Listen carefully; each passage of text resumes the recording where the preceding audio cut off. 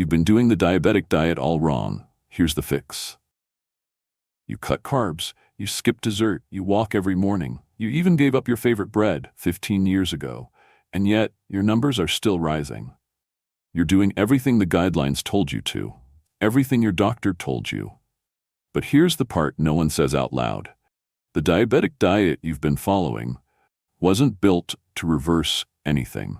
In fact, it was never designed for someone like you, someone over 50 with years of metabolic wear. Because if you're over 50, this isn't just about numbers on a meter. It's about your vision, your nerves, your independence, and the way forward might be the exact opposite of what you've been doing all along. In this video, I'll show you the real mistake most smart diabetics still make, not out of ignorance, but because no one ever explained the full picture. We'll break down the myths, we'll fix the timing, not just the food. And by the end of this video, you'll walk away with a daily plan you can actually use, grounded in science, not guesswork. No gimmicks, no supplements, just biology, finally working in your favor. And if you stay with me till the end, I'll show you the one silent organ most diabetics never think to heal. But without it, no diet will ever work. So if the problem isn't what you're eating, then what is it? The truth is, many of the foods labeled safe can still cause silent glucose chaos, especially when you eat them at the wrong time or in the wrong combination. And yes, that includes so-called diabetic-friendly staples like oatmeal, brown rice, and whole wheat bread. I wasn't planning to say this, but maybe I need to. If this video gets no likes, no comments, no shares, then this might be the last video like this I make for this channel. Because no matter how many hours I spend researching, writing, checking sources, recording, editing, if it doesn't reach the people who truly need it, then I don't have a reason to keep going. And what breaks my heart the most isn't that the channel might stop. It's that the people who deserve to understand their own bodies, the ones doing everything right but still battling blood sugar spikes, insomnia, nerve pain, they may never hear the rest of the story.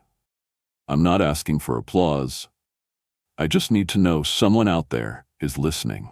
And if that's you, leave a comment, click like, share it with someone who needs it, because if you don't, no one else may ever know this information existed. Number 1. The hidden mistakes smart diabetics still make. Here's the thing. If you're watching this, you're probably not doing anything obviously wrong. You're choosing healthy carbs, you're avoiding sugar, you've cut back on bread, you might even track your macros, and yet something still isn't adding up. Your fasting numbers are stuck, your post-meal spikes are unpredictable, and worst of all, no one can quite explain why. Let me say this clearly. You're not wrong, you're just incomplete. There are a few mistakes that even the smartest, most disciplined diabetics still make, not because they're careless, but because no one ever taught us to look deeper. Mistake 1, you're eating low GI foods, but ignoring the insulin index. We've all heard of the glycemic index, the idea that some carbs raise your blood sugar slower than others. So naturally, we reach for things like oatmeal or whole wheat toast. But here's what the glycemic index doesn't tell you: how much insulin your body has to release to handle that food. Some foods, like yogurt or milk, barely raise your blood sugar, but still demand a huge insulin response. That's called a high insulin index. Be honest, how many of us thought oatmeal and whole wheat toast were safe? Comment the food that fooled you. Let's learn from each other's stories. Think of it like this: blood sugar is the fire. Insulin is the water you pour on it. Some foods may look like tiny fires, but they soak your system with insulin anyway. And when your body keeps getting drenched in insulin, meal after meal, it stops listening. That's insulin resistance, and it often starts with safe foods. Mistake 2. You're cutting carbs, but missing the timing of fiber. Cutting carbs is a good move, no doubt, but what many people miss is when you eat your fiber. Here's why that matters. Fiber doesn't just slow sugar spikes. It also preps your gut to handle carbs better later in the day. It's like laying down sandbags before the flood. If you eat protein and carbs without fiber, especially early in the day, your glucose might spike more later, even from the same foods. One simple fix: add fiber to your first meal of the day. Not pills, real food. Chia seeds, avocados, lentils, cooked and cooled potatoes. Yes, even potatoes. Cool them overnight, and you get resistant starch, a form of carb your gut bacteria love, and your blood sugar barely notices. Mistake 3. You're eating protein, but too late in the day. Now here's one that surprises a lot of people. Eating protein-heavy meals late at night, especially dinner, can actually backfire. Why? Because as we age, our insulin sensitivity drops in the evening. Even a healthy meal, chicken, veggies, maybe some lentils, might hit harder at 8 p.m. than the same meal at noon. Your cells become more deaf to insulin as the day goes on. So you end up with higher glucose, even if the food was clean. You don't have to eat dinner at 4 p.m. like a retiree in Florida. But shifting more of your protein and carbs earlier in the day, that's a powerful move most people never consider. Ever noticed your sugars worse at night, even if you ate clean? Tell me your pattern below. I read everyone. So if these mistakes are so common and they're all happening below the surface, what else might we be missing? In the next section, we'll look beyond the food to a silent part of your body that's been working against you this whole time. Not your stomach, not your pancreas, but your liver. And the way it behaves after age 50 might explain why your morning numbers refuse to budge, no matter what you ate the night before. Number 2, what you never learned in the clinic. Let me ask you something. Ever checked your blood sugar first thing in the morning, before breakfast, and it's higher than when you went to bed? That's not your dinner coming back to haunt you. That's your liver. Hepatic insulin resistance. Your liver didn't get the memo. Here's what most clinics never explain. Even if your muscles are listening to insulin, your liver might not be. That's called hepatic insulin resistance. Your liver's job is to keep your blood sugar steady during fasting, like overnight. But when it becomes insulin resistant, it doesn't stop when it should. It keeps releasing glucose, like a faucet with a broken handle. Think of your liver as the guy on the night shift who didn't get the memo that you already ate dinner. So at 3 a.m., he's still tossing sugar into your bloodstream, just to be safe. This is why fasting glucose stays high, even if you're eating clean. The liver's not the villain, it's just working off the wrong instructions. This part about the liver hit home for me. Did it make sense to you too? If yes, type liver in the comments so I know this part's helping. Gut microbiota, the silent hormone factory. Now let's zoom down to your gut, not your stomach, but your microbiome, the trillions of bacteria that live in your intestines. These microbes don't just digest food, they talk to your hormones. When you feed them the right fiber, lentils, leafy greens, resistant starch, they produce short-chain fatty acids like butyrate and propionate. These molecules travel through your body and improve insulin sensitivity. They even help release GLP-1, a hormone that tells your body, hey, we're full, slow down, store less sugar.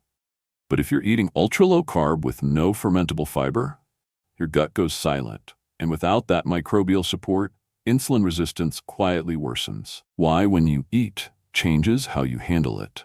And finally, here's a piece almost no one talks about, but it may be the most important after 50. Your body runs on a 24-hour clock. Your circadian rhythm controls everything from sleep to digestion. And yes, it controls insulin sensitivity too.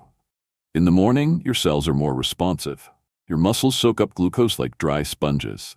But by evening, that window closes. So when you eat a carb-heavy or even high-protein dinner at 8 p.m., your body handles it completely differently than it would at noon. This is why 2 identical meals, same food, same calories, can have 2 very different effects, depending on when you eat them. So, if you're doing everything right, but the timing, the fiber, and your liver haven't been addressed, your results may never show it. Coming up next, we'll put all of this into a real-world fix. A day-by-day structure that works with your biology, not against it. And I'll show you what my patients do differently, not just to lower numbers, but to stay independent, clear-minded, and fully in control. Number 3, break the myths. What doesn't work, even if it sounds smart. Let's be honest, a lot of the advice out there sounds smart, and some of it even works, on paper. But when you're over 50 and dealing with type 2 diabetes, what works in theory doesn't always hold up inside a real body. So in this section, we're going to walk through a few tactics that aren't wrong, but they're not working the way you think they are. And in some cases, they might even be making things worse. Mistake 1. Apple cider vinegar on an empty stomach. You've heard it everywhere. Apple cider vinegar lowers blood sugar. And yes, there's some truth to that. Vinegar can slow down starch digestion and blunt glucose spikes when eaten with a meal. But here's the catch. When you take it on an empty stomach, without food, it can cause a temporary drop in blood sugar, followed by a rebound spike. Your body sees the acid, thinks food is coming, releases insulin, but there's no glucose to match it. So you dip, and then the liver panics and dumps sugar into your system. Result? A roller coaster. And not the helpful kind. Mistake 2, intermittent fasting, but binging carbs at night. Now let's talk about intermittent fasting, the 16 to 8 window. It's popular, it has benefits, but here's the part people skip. What you eat and when matters more than the clock itself. If you fast all day and then break your fast with a big carb-heavy meal at 8 p.m., you've just hit your body with a double whammy. 1. Insulin sensitivity is already at its lowest in the evening. 2. Your cells have been in starvation mode, so they're slower to react. That big pile of carbs, it lingers in your blood longer. Fasting isn't bad, but when combined with poor timing, it's like fasting just to earn your spike. Mistake 3. Too much protein, not enough fiber, the gluconeogenesis trap. And finally, the high-protein approach. We're told protein doesn't spike blood sugar, and technically that's true. But if you overload on protein, especially in low-fiber meals, your body will start converting that extra protein into sugar. That process is called gluconeogenesis. It's your body saying, well, I'm not getting carbs, might as well make my own. Now add aging metabolism, low gut diversity, and late-day eating, and that safe protein shake becomes a slow-release sugar bomb. None of these strategies are bad. They're just incomplete. And without the right context, they might be working against the results you're trying so hard to reach. Now, here's where everything starts to click. In the next few minutes, I'll show you the exact daily pattern that's helped my most advanced patients drop their A1C without crash diets, late-night fasting, or cutting out entire food groups. But more importantly, if you stay with me until the end of this video, I'll show you the one silent factor that almost every diabetic overlooks, and the subtle shift that might explain why your numbers don't move even when everything else is perfect on paper. Coming up, the real-world plan that aligns with your biology, your hormones, and your real life. No hacks, no magic, just the rhythm your body's been waiting for. Number 4, the framework that finally works. So far, we've talked about what's not working. Now, let's talk about what does. No gimmicks, no magic food, just a way of eating that matches the way your body actually works after 50. I'm going to give you the structure right now, the high-level map, and in the next part, we'll turn that into real meals you can actually live with. 1. 30 to 35% carbohydrates. That's 30 to 35% of your total daily calories. If you're eating about 2,000 calories a day, that comes out to 150 to 175 grams of carbs. And no, that's not a lot, but it's enough when you choose wisely. Instead of fast-burning carbs like white bread or sugary snacks, focus on slow carbs, the kind that digest gradually and don't overwhelm your insulin. We're talking about things like half-cup cooked quinoa, about 20 grams of carbs, 1 cup cooked lentils, around 40 grams, 1 medium apple, about 25 grams, 1 slice sprouted grain bread, roughly 15 grams, 1 cup berries, around 15 grams. These types of carbs come packaged with resistant starch and soluble fiber, and that's key. In fact, a 2020 review in Nutrients found that moderate carb diets, around 30 to 40%, led to better long-term blood sugar control than ultra-low or high-carb plans. Nutrients 2020. 2. 20 to 25% protein. Again, that's based on your daily calorie intake. For most adults, that's about 70 to 90 grams of protein per day.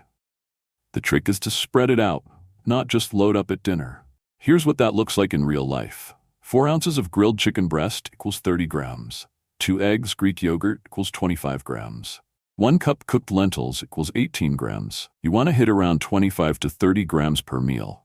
Enough to support muscle, stabilize blood sugar, and avoid that mid-afternoon crash. A 2014 study in diabetes care found that evenly distributing protein across meals improved post-meal glucose levels, especially in older adults. Diabetes Care 2010. 3. 40 to 45% fat.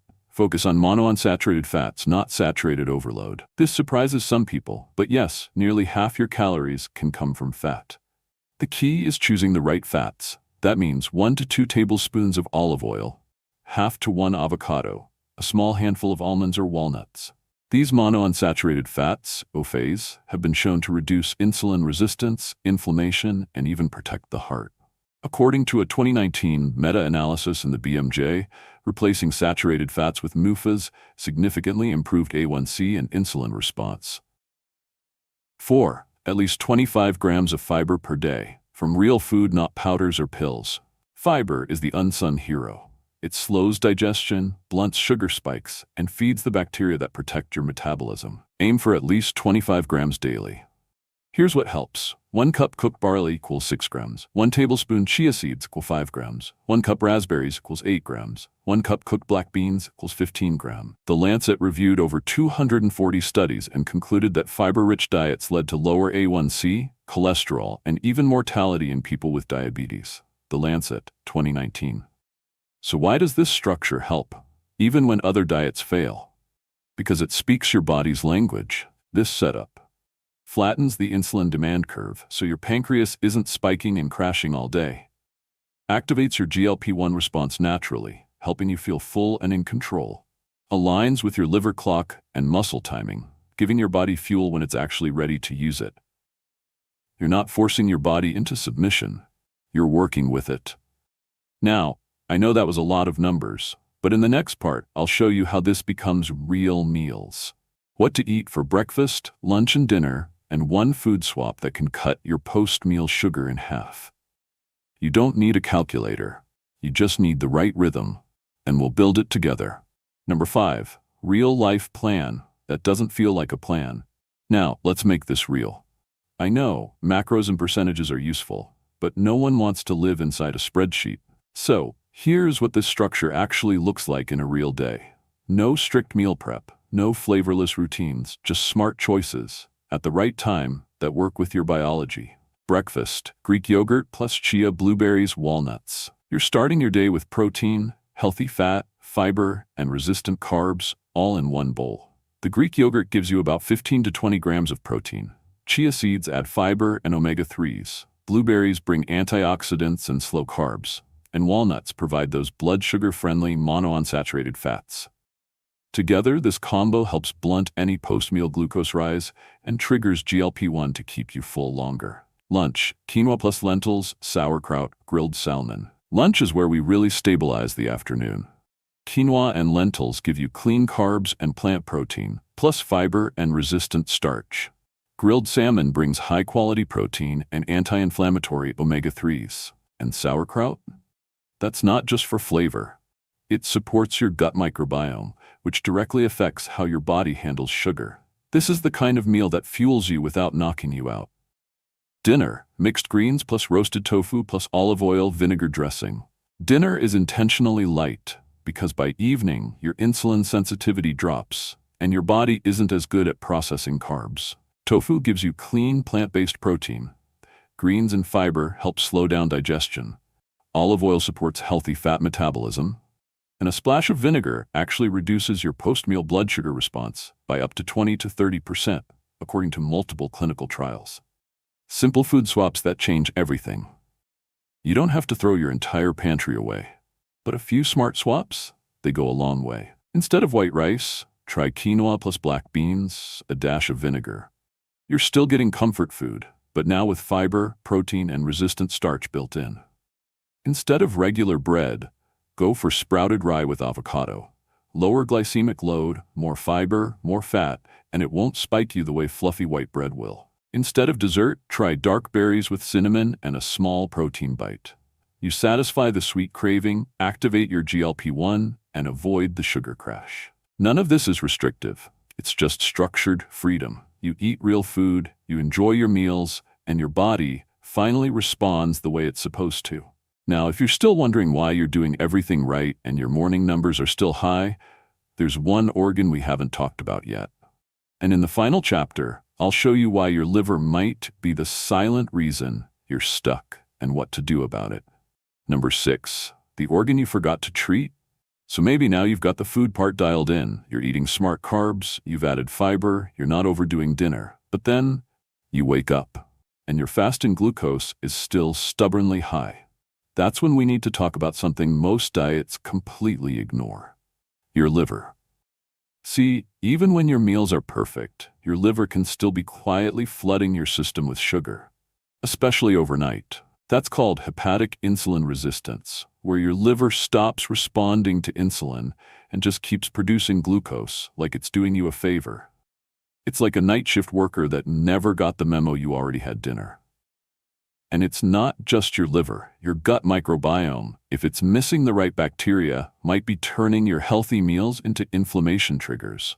And your biological clock, your circadian rhythm, might be out of sync with when you're eating, making even a good dinner behave like junk food.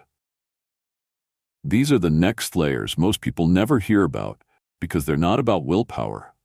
They're about timing, hormones, and healing deeper systems. In the next video, we'll go exactly there: how to fix your liver's behavior, reset your rhythm, and finally bring your fasting glucose down from the inside out. You weren't lazy, you weren't careless, and you weren't wrong for trusting the advice you were given. You were underinformed, because no one explained how deep this goes. No one said that bread labeled whole grain could still spike you.